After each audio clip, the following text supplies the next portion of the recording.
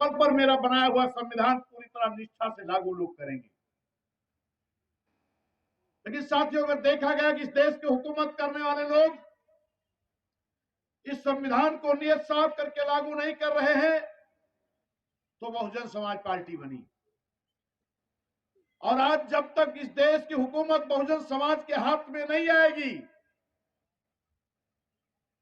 तब तक इस देश का विकास पूरी तरह संभव नहीं है।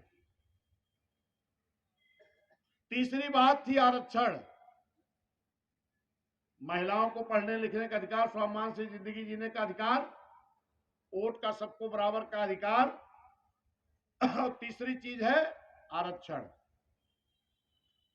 बाबा साहब आरक्षण किसको देना चाहते थे? इस देश में दोहरी गुलामी थी। एक गुलामी थी अंग्रेजों की, जिनकी गुलामत पूरी देश के लोग करते थे। एक गुलामी थी इस देश के बड़े बड़े राजे रजवाड़ों की, जिसकी गुलामी कुछ लोग करते थे, सभी नहीं करते थे। इस देश के जो राजे रजवाड़े थे, इनकी दोहरी गुलामी कौन करता था? जो आर्थिक रूप से, सामाजिक रूप से, शैक्षिक रूप से, राजनीतिक रूप से, यानी हर तरह से जो पिछड़े थे, वो इस देश में दोहरी गुलामी भी किया करते थे। बाबा साहब चाहते थे कि ऐसे लोगों को गुलामी से मुक्ति के लिए इनको आरक्षण दे दिया जाए, ताकि उस आरक्षण के बल पर इनकी भी स्थिति हर तरह की ऊंची हो जाए। में भी और शहरों में भी हमारी सेक्टर और बूथ कमेटी है। उन सेक्टर बूथ कमेटियों की समीक्षा हो रही है और समीक्षा करके बूथ और सेक्टर की कमेटी दुरुस्त की जा रही है। और ये डेली 403 विधानसभाएं हैं, एक विधानसभा में डेली 2 मीटिंग हो रही है, यानी 806 मीटिंगें बहन जी के निर्देश पर डेली हो रही हैं। और उसमें मैं भी किसी न किसी जनपद में डेली जाता हूं और जा करके किसी न किसी बैठक में शामिल होता हूं। उसी कड़ी में आज मैं आपकी सेक्टर की बैठक में आके शामिल हुआ, यहाँ पर समीक्षा लिया।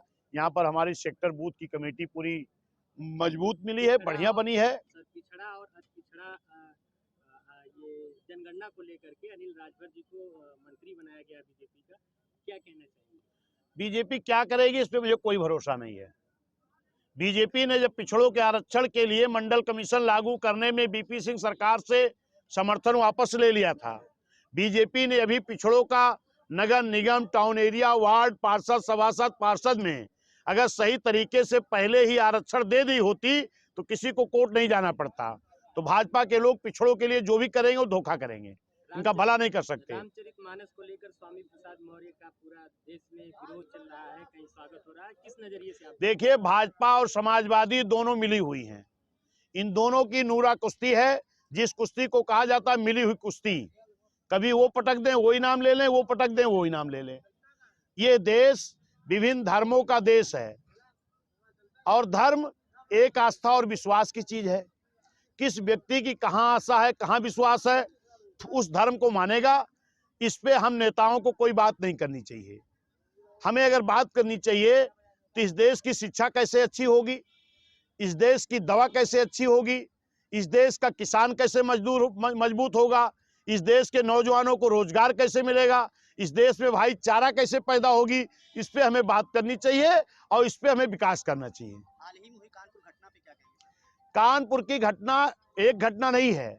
कानपुर में जिस तरह निर्दयता पूर्वक ये लोग कहते हैं बुलडोजर बाबा हैं, एक माँ और बेटी को बुलडोजर चलते वक्त आग लग गई और जिंदे पर वो जल गए, मर गए।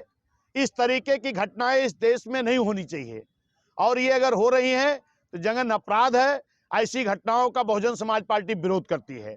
और वही नहीं, अभी लखनऊ में भी एक प्रमोद पाल, क्या नाम था, धर्मेंद्र पाल को दिन दहाड़े शाम 5 बजे गोलियों से भून दिया गया, अस्पताल जाते जाते खत्म हो गए।